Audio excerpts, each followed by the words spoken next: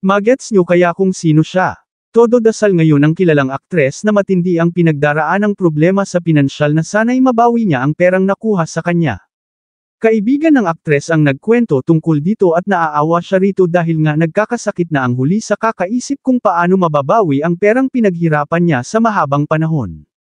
Binanggit sa amin kung magkano ang perang nakuha sa aktres at nagulat kami dahil sobrang laki nito at buhay reyna na ito kung mababawi niya at hindi na siya magkukumahog magtrabaho para sa pambayad niya ng bills at sa araw-araw na gastusin.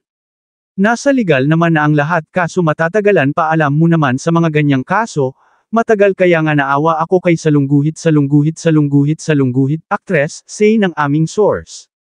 Ang kaibigan ng aktres ay nakaranas din ng ganitong senaryo pero hindi naman niya nabanggit kung nabawi niya dahil ayaw na rin niyang maalala pa ang taong nanloko sa kanya.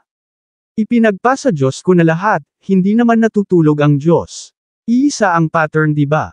Say ng kaibigan ng aktres. Teka, iisang tao ba ang nanloko sa magkaibigan kaya nabanggit niya na, iisa ang pattern? Secret. Tumawang sagot sa amin. Napaisip tuloy kami at naisip namin na posibleng magkaibang tao pero magkakilala.